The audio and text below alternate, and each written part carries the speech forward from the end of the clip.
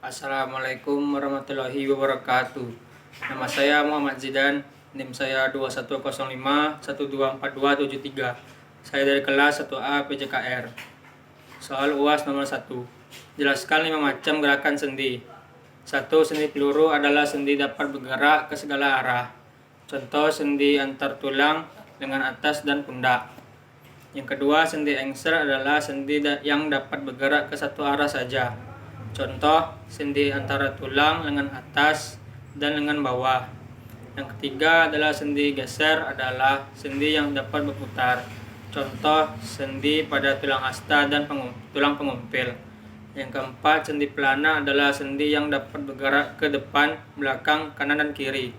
Contoh, sendi antara ibu jari dan telapak tangan. Yang kelima, sendi kaku adalah sendi yang gerakannya terbatas. Contoh, sendi antara ruas-ruas, tulang belakang, atau tulang punggung. Yang kedua, sebutkan 8 jenis nama sendi yang terdapat pada manusia. Antara tulang hasta dan ulna dan radius yaitu sendi superior radio ulna antara radius dan ulna, dan karpus yaitu sendi interkarpal antara humerus, radius, dan ulna yaitu sendi artikulasio. Kubit antara humerus dan scapula dan clavicula yaitu sendi artikulasio humeri. Antara femur dan tibia dan fibula yaitu sendi genu. Antara femur dan coxae yaitu sendi artikulasio coxae. Antara sternum dan clavicula yaitu sendi sternoclavicularis. Antara tibia dan fibula dan tarsal yaitu sendi glutealis. Soal nomor 3, sebutkan 4 katup yang terdapat pada jantung manusia.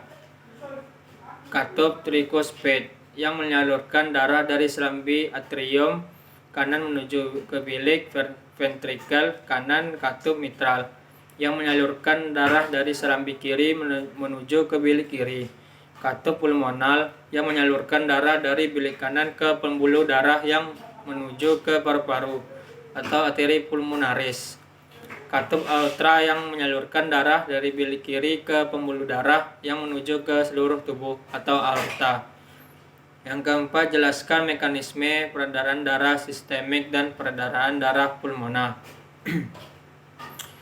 Sistem peredaran darah kecil atau pulmonal, sistem peredaran darah dari jantung ke paru-paru kembali lagi ke jantung.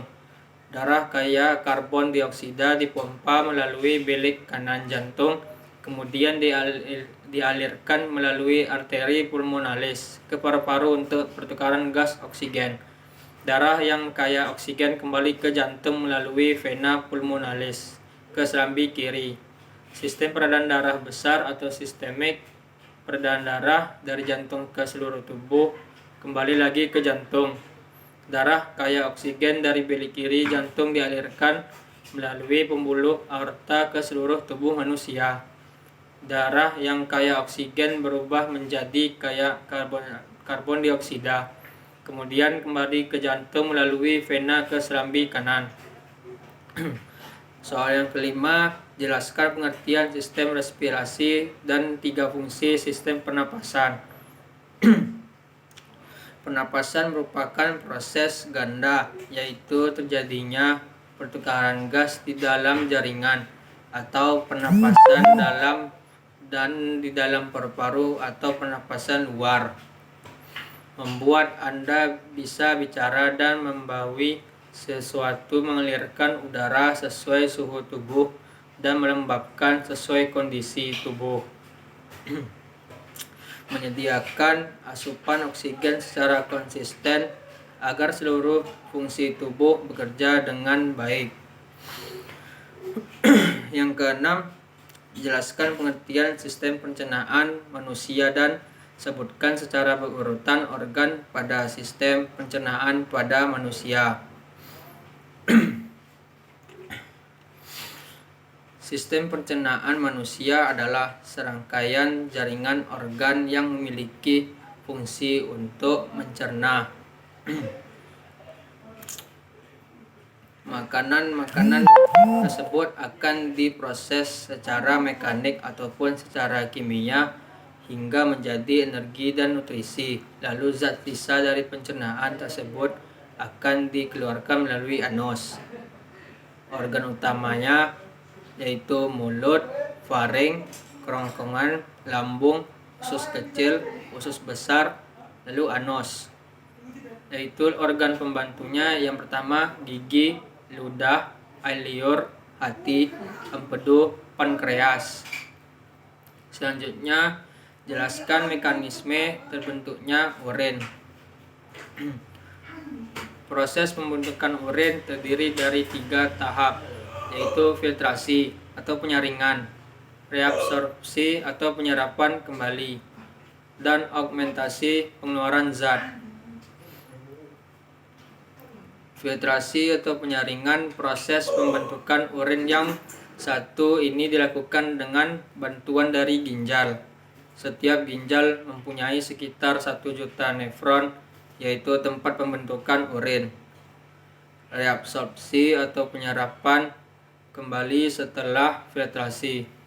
Proses pembentukan urin selanjutnya adalah reabsorpsi, yakni penyaringan ulang. Sekitar 43 galon cairan melewati proses filtrasi, namun sebagian besar akan diserap kembali sebelum dikeluarkan dari tubuh. Augmentasi adalah tahap terakhir dari proses pembentukan urin. Beberapa zat mengalir langsung dari darah di sekitar tubulus distal dan tubulus mengumpul ke tubulus tersebut. Lalu zat sisa racun dibuang dari tubuh melalui uretra. Selanjutnya, sebutkan organ pada sistem indera beserta fungsinya. Yang pertama adalah indera penglihat atau mata. Untuk melihat sesuatu, memusatkan perhatian pada suatu objek, menyesuaikan cahaya yang masuk. Yang kedua, indera pendengar atau telinga, mendengarkan bunyi, keseimbangan tubuh, tempat untuk mempercantik diri. Yang ketiga, indera peraba atau kulit, sebagai alat peraba, tempat untuk mengeluarkan keringat, mengatur suhu tubuh. Yang kelima, indera pencium atau hidung, sebagai alat pernapasan, alat mencium bau, alat penyaring udara. Selanjutnya, indera pengecap atau lidah, sebagai perasa, alat membolak-balikkan makanan, alat pembentuk huruf. Selanjutnya, jelaskan mekanisme melihat dan mendengar. Melihat cahaya memantulkan objek dan mengirim pada garis lurus menuju mata Anda. Cahaya melalui kornea menuju pupil dan diteruskan ke lensa mata. Kornea dan lensa membelokkan atau membiaskan cahaya agar difokuskan ke retina. Fotoreseptor pada retina mengkonversi cahaya menjadi gelombang elektrik. Gelombang elektrik melalui saraf optik menuju otak. Otak memproses sinyal-sinyal itu menjadi sebuah bayangan atau image. Mendengar, proses mendengar diawali dengan suara yang ada di sekitar, berupa getaran atau gelombang, ditangkap oleh telinga bagian luar. Kemudian getaran diteruskan ke saluran telinga, sehingga memberi tekanan atau pukulan pada gendang telinga atau membran timpani. Ketika gendang telinga bergetar, maka getarannya akan diteruskan ke tulang pendengaran. Tulang pendengaran akan memperkuat getaran ini dan mengirimkannya ke telinga bagian dalam. Saat mencapai telinga bagian dalam, getaran akan diubah menjadi impuls listrik dan dikirim ke saraf pendengaran pada otak. Otak lalu akan menerjemahkan impuls ini sebagai suara. Selanjutnya, jelaskan hubungan antara sistem indera dan sistem saraf. Hubungan antara sistem saraf dan alat indera merupakan kesatuan dari sistem koordinasi yang saling berhubungan. Sistem saraf berfungsi untuk menerima dan mengantarkan rangsangan ke seluruh tubuh. Sedangkan sistem indera merupakan alat pada tubuh yang dapat menangkap rangsangan karena pada alat indera terdapat ujung saraf sensorik. Contohnya, panas api yang mengenai. Sistem saraf akan menerima rangsangan berupa panas, dan kulit sebagai alat indera akan merasakan panas tersebut. Sekian dari saya. Assalamualaikum warahmatullahi wabarakatuh.